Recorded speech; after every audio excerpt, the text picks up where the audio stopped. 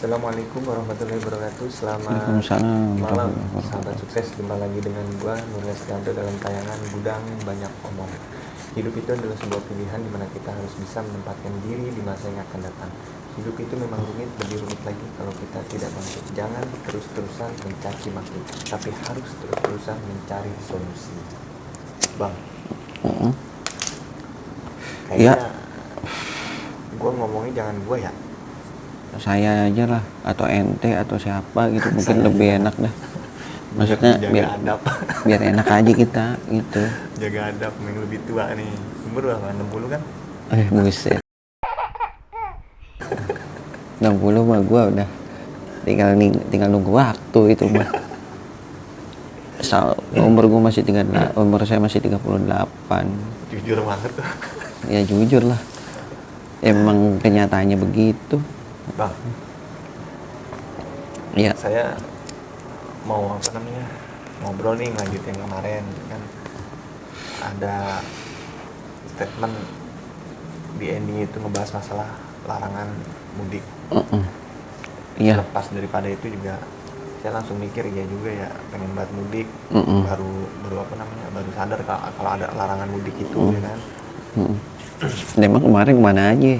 Ini larangan mudik udah dari tahun 2020. Kemarin fokus dagang bang, dagang bawang, Oh iya, siap. bawang merah, rebes, Iya. sama bawang kating, sama kentan. Iya. Iya. Nah, di situ kan ada statement juga bahwasannya larangan mudik itu bukan jangan sih, kesenangan yang tertunda. Iya. Jadikan larangan mudik itu adalah kesenangan yang tertunda, bukan kesenangan yang Batal. Dan juga ada statement bagaimana cara kita untuk meringankan beban rindu kita. Kalau saya pribadi sampai bikin lagu bang. Coba deh, saya mau dengerin lagunya itu kayak gimana. Lagu iya. Yang Aku Rindu judulnya. Coba dinyanyiin. Cek. Jangan terlalu panjang gitu. Kini jalan 20 tahun. Lanjut. Aku gak pulang, sungguh aku rindu padamu, sungguh ku rindu. Andai kita bisa kumpul bareng, bersama ciptakan kedamaian. Dirimu juga diriku, nafasmu juga nafasku, batikmu hiasi bangsa ini, bangsa kita, bangsa Indonesia. Nah, itu kan dari lirik dari lagu. Salah satu cara saya untuk meringankan beban karena belum bisa mudik. Nah, itu kan itu juga karena belum ada duit lebih. Tapi jangan terlepas daripada doa yang baik-baik buat keluarga kita di sana, mudah-mudahan panjang umur, amin, murah rezeki, amin, supaya nanti di lain kesempatan kita bisa berjumpa.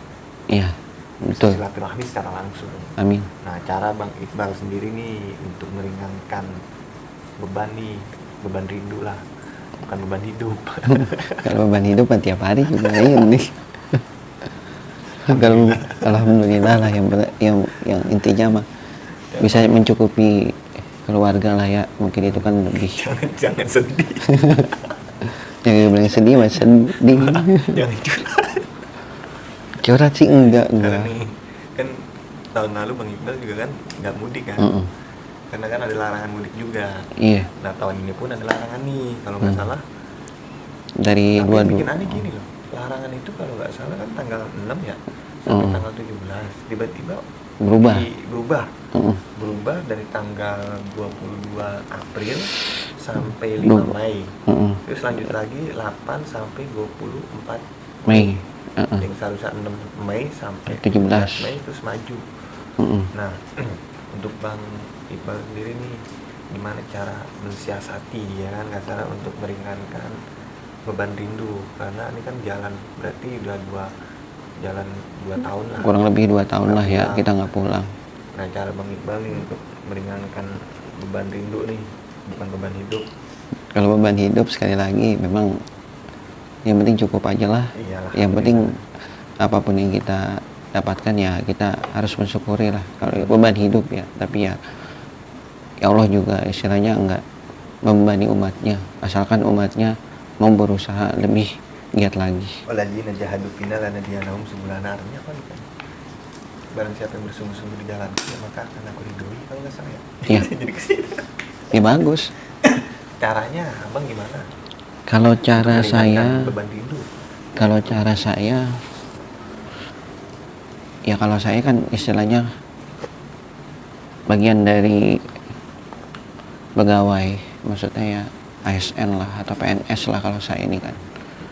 Otomatis dengan adanya larangan mudik ini ya, itu kan satu aturan yang harus ditaati. Yang harus ditaati bukan kita langgar. Kecuali kepepet. Nah, kita pun sebagai ASN atau PNS juga untuk mensiasati larangan mudik ini kan ya kita baca lah dari berbagai media sosial bagaimana caranya kita untuk bisa pulang gitu kan. Mungkin untuk ASN atau PNS gitu khususnya ya mungkin kita bisa membuat surat izin keluar bepergian keluar kota. Artinya perlu kita siasati lah dengan adanya larangan mudik ini. Bagaimana caranya kita harus bisa lolos dari petugas yang bertugas untuk memeriksa gitu kan. Bahwasannya kita ada surat izin keluar masuk. masuk. Nah, surat izin keluar masuk itu kan ya kalau kita sebagai ASN kita harus ada izin atasan dan itu harus kita membuat SIKM. Sebenarnya kalau menurut saya sih mensiasati untuk larangan mudik ini sebenarnya ada berbagai cara untuk kita bepergian gitu kan. Cara pertama mungkin apalagi kan sekarang di tahun 2021 ini banyaklah kita melihat di media elektronik, media cetak atau media sosial gitu kan. Kan banyak tuh yang bepergian sebelum larangan itu diberlakukan kan. Coba kalau kita lihat dari media sosial, media cetak, televisi, elektronik dan sebagainya. Itu mereka banyak yang mudik di awal. Seperti semalam aja saya melihat gitu kan, kebetulan saya bepergian lah ke arah BSD gitu kan. Ada tuh plat mobil yang BE gitu kan, BE ke arah Lampung kan itu. Mereka pulang, berarti kan mereka mencuri start lebih awal untuk mereka pulang gitu berarti kan. Mereka mungkin cara pertama itu mereka mudik itu ataupun membeli tiket itu sebelum tanggal berlakunya larangan mudik ya kan. Cuman kalau untuk sekarang berarti opsi pertama udah gugur karena sudah masuk di tanggal 24 sekarang. 24 sekarang udah nggak bisa. Opsi keduanya bang, mungkin sahabat sukses nih ya, biar nggak pada rindu berat banget gitu. Sebenarnya kalau untuk kita ya warga ASN atau PNS itu kan sekali lagi seperti yang saya bilang di awal perlu adanya surat izin keluar masuk dan itu menyertakan surat izin atasan. Nah itu kan bisa kita siasati dengan itu. Tapi mungkin untuk pedagang, untuk warga khususnya yang mungkin berprofesi sebagai wirausaha gitu kan ya mereka ataupun karyawan swasta. Kalau karyawan swasta terikat dong karena kan ada aturannya di perusahaan itu. Biasanya dari perusahaan sih yang memfasilitasi mereka mungkin. Cuman nggak tahu dah kalau untuk mudik karena kan yang saya baca juga kan surat itu kan berlaku 1 kali 24 jam. Iya, tapi paling enggak gini. Paling enggak ada uang THR lah ya. paling tidak ya seperti itu. Cuman kan kita lebih ke ya pemerintah menetapkan itu kan tidak semuanya dilarang.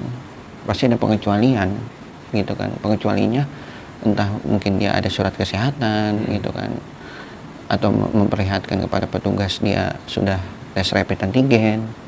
menyatakan bahwa dia negatif gitu kan, sehat gitu kan, dan tidak membawa dampak bagi COVID agar tidak melonjak.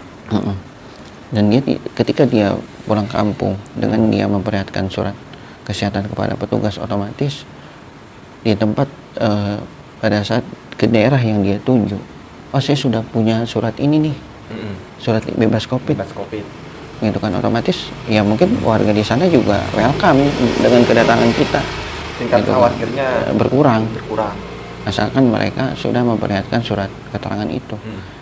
Itu pun berlaku untuk dirinya dia sendiri dan keluarga, dan kemudian keluarga yang ada di kampung halaman. Jadi janganlah larangan mudik itu sebagai satu beban, tapi lebih kita melihat peta penyebaran COVID-19 itu di daerah juga meningkatlah secara umum Indonesia gitu kan. Tapi ada cara kita untuk mensiasatinya. Itu memang sebuah problematik gitu kan, tapi di sisi lain ada caranya. Caranya gimana? Ya otomatis kan harus memenuhi standar protokol kesehatan. Yang penting mah itu sebenarnya. Poin yang pertama berarti itu membeli tiket sebelum larangan mudik itu ditetapkan, tanggal larangan mudik itu ditetapkan. Kedua, harus mempunyai surat bebas COVID. Dan yang ketiga nih, kalau misalnya benar-benar nggak bisa mudik kan, mungkin ini bang, dari yang saya temuin juga kan kasarnya teman-teman pedagang, karena saya pedagang di sini kan, temuin teman-teman pedagang ya, mereka sangat berat ya, karena gimana ya, karena semangat mereka itu muncul ketika mereka ya dekat dengan keluarga, istri ataupun anak. Sampai bang, emang nggak ada cara misal abang video call atau gimana gitu, tetap kalau video call mereka malah tambah sedih bang, sama sedih. Nah terus saya juga sempat baca nih, salah wakil presiden Kiai Maruf Amin juga kan mengeluarkan statement bahwasannya beliau ingin memfasilitasi khususnya para santri agar bisa mudik. Nah kan nggak jauh beda kita nih selaku pedagang dengan para santri, nggak jauh bedanya itu dalam arti nggak bertemu lama itu sama nggak bertemu, dan mereka pengen bertemu, dan harapan pedagang syukur-syukur difasilitasi ya, mau nggak ya kan, mau nggak seperti itu. Tapi ya kan kita juga mensiasatinya itu kan tidak, untuk mudik ini kan tidak hanya di momen lebaran, tapi kan momen-momen lain, seperti misalnya kan kayak saya aja kan kalau untuk bepergian keluar kota atau mudik gitu kan,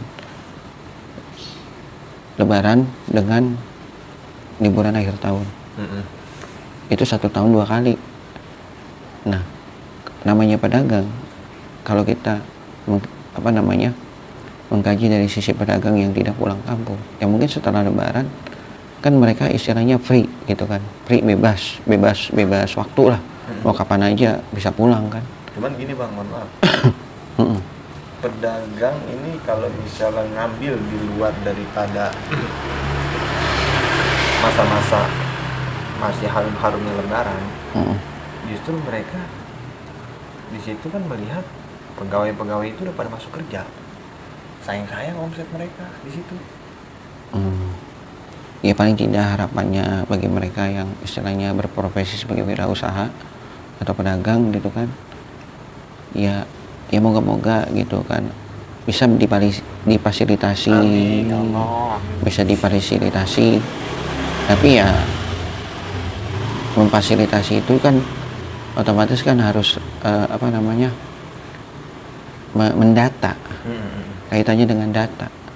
Cuman gitu kan. Nah, maaf, maksudnya saya pengen tuntasin dulu. Maksudnya gini, memfasilitasi otomatis kan pemerintah itu kan harus mendata di 33 provinsi.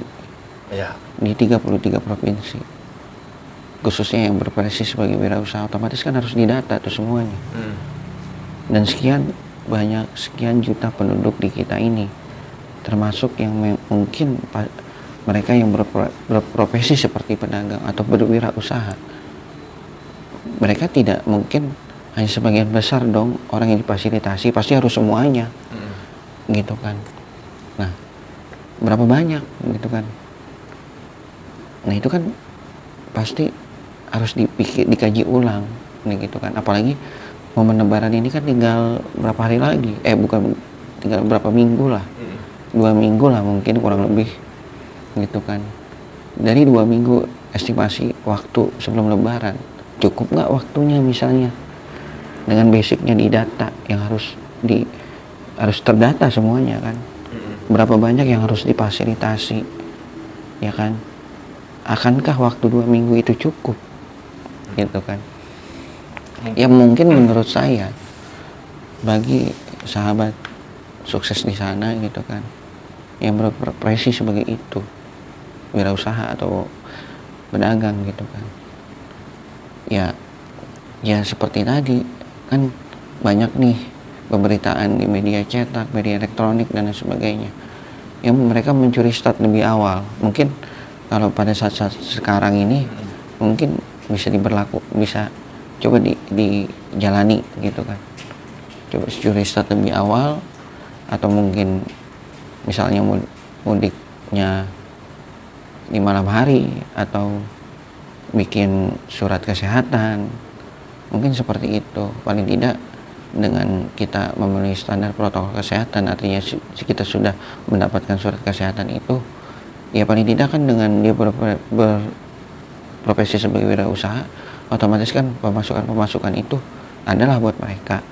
Ya mungkin kan bisa lah kita misalnya coba ke puskesmas gitu kan, atau balai-balai kesehatan yang lainnya yang bisa mengeluarkan surat kesehatan itu dengan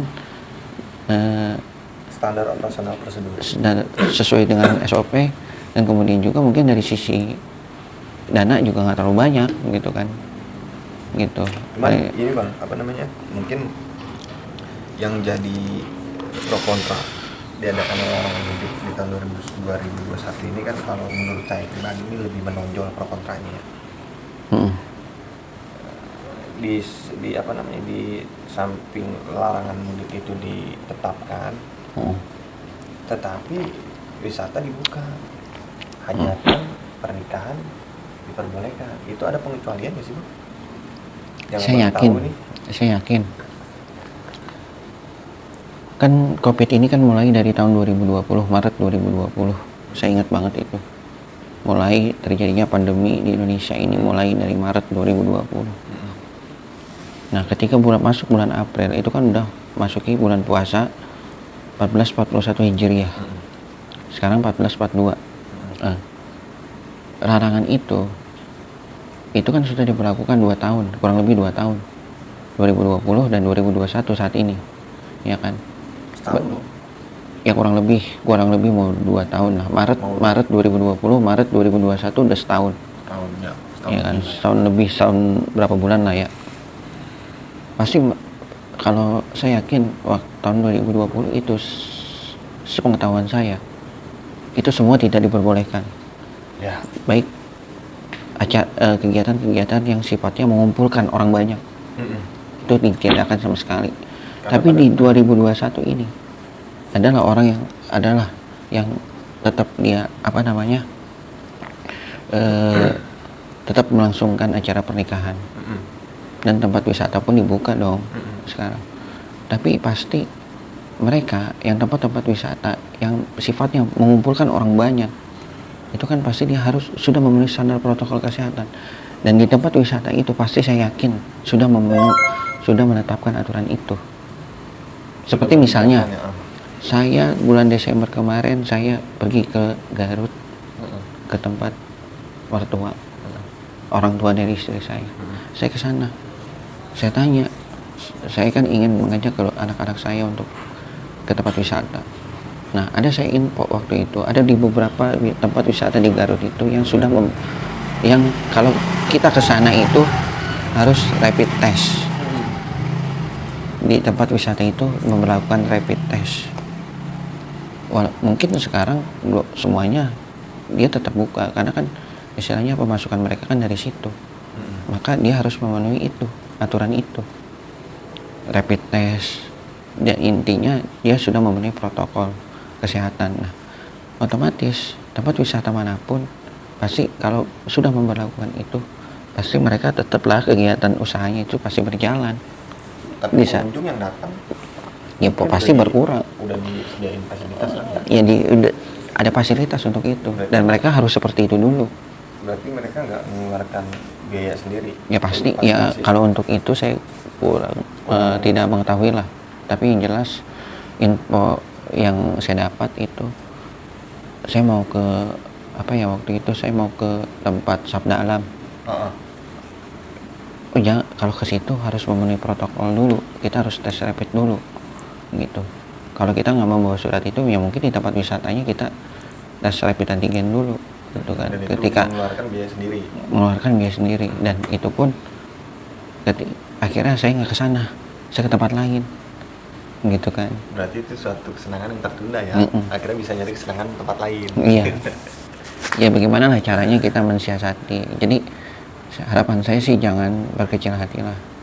Jangan mandang sebelah mata dengan adanya larangan mudik ini, tapi tempat wisata dibuka, pernikahan dibuka, dan itu dibuka dan bisa berjalan karena sudah mengikuti standar operasional prosedur. Bukan berarti pilih kasih lah ya. Pilih kasih atau segala macam. Jadi jangan ada pikiran seperti itu karena mereka juga pasti sudah mematuhi aturan prokes itu. Dan sampai sekarang pun kita lihatlah kalau sudah lebih dari jam 10 gitu kan, di mana-mana tuh kan sudah ada patroli prokes. Yang melanggar prokes itu pasti kan ditindak oleh aparat.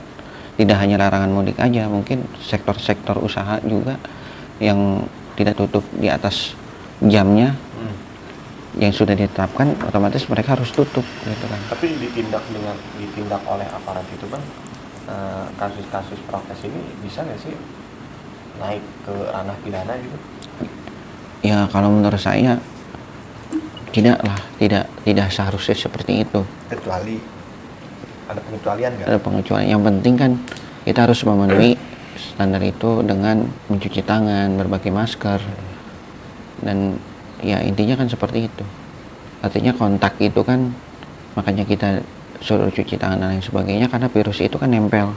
Misal kita megang apa, kita harus sering cuci tangan dan berbagai masker itu perlu karena mencegah terjadinya penularan itu kan dari kontak gitu antara orang perorangan ataupun kelompok gitu kan. Makanya kita perlu diharuskan memakai masker dan cuci tangan itu perlu karena bukan apa-apa, itu menjaga kebersihan anggota badan kita lah gitu kan. Lebih dominan kita menjaga kesehatan diri kita lah. Kalau kita sayang sama keluarga ya gimana ya kita juga dalam acara ngobrol kayak gini juga kan tadi udah cuci tangan, Bang Iqbal juga udah cuci tangan ya. Kita juga nggak terlalu dekat-dekat banget lah dan harus juga beda-beda dan harus jaga jarak gitu kan, paling tidak satu meter gitu kan. Nah cuman gini perlu saya tekankan di sini sekali lagi, larangan mudik itu jangan sebagai satu beban, tapi kita siasatilah sesuai dengan aturan yang telah ditetapkan. Toh larangan mudik seperti yang kita bahas di awal itu kan sebagai satu kesenangan yang tertunda gitu kan, sekali lagi. Tapi paling tidak dengan adanya larangan itu ya jangan jadi beban lah buat kita, sekali lagi. Coba kita maksimalin waktu kita sebaik mungkin. Kita siasati. Kita tahan dulu, kita kumpulin dulu. Ya mungkin kan kita juga dengan kita nggak mudik juga kan, istilahnya uang juga kan kita bisa save buat kita. Mungkin saving money. Ya mungkin ada keperluan lain yang belum kita jalani, ya mungkin kita memenuhi kebutuhan itulah. Nah kemudian pasti ada cara lain lah untuk kita bisa mudik, entah bukan di momen lebaran tapi di momen-momen lain yang sekiranya bisa kita berkumpul dengan keluarga, bersilaturahmi gitu kan. Ya seperti saya juga mungkin kan video call paling gampang ya. Video call, apalagi kan istri saya orang Garut, apalagi saya yang punya kebantuan juga orang sana. ya otomatis mereka kan nggak bertemu orang tua gitu kan, sedih dan lain sebagainya. Ya pasti sedih lah di momen-momen seperti itu, apalagi anak misalnya, apalagi yang si Bibi ini kan punya anak di sana dan ada orang tua ibu gitu kan, apalagi istri saya kan orang tuanya di sana gitu kan. Ya pasti itu menjadi kesedihan buat mereka, tapi bukan apa-apa, toh ada larangan mudik ini juga menurut saya sebagai satu kemaslahatan dan mudaratnya juga nggak ada sebenarnya gitu kan. Makanya kita istilahnya apa namanya, jangan jadikan, pertama sekali lagi jangan jadikan satu beban. Pada saat momen itu bisa kita ganti dengan video call, paling tidak itu sebagai pengobat rindu kita, Pengobat rindu kepada keluarga gitu kan. berarti mungkin tambahan, jangan merasa kalau kita jauh, kalau kita masih bisa menatap satu langit. Doakan yang terbaik keluarga kita yang ada di kampung, semoga panjang umur, murah rezeki. Kalau saya pribadi lepas rindu dengan cara membuat lagu, doa nggak putus-putus, doa yang terbaik. Bang pun sendiri begitu, Sama. dia doa juga, video call juga. Mudah-mudahan obrolan Kita ini ada manfaatnya buat manfaatnya. sahabat sukses gitu kan. Semoga bermanfaat dan sukses buat kalian. Assalamualaikum warahmatullahi wabarakatuh. Waalaikumsalam.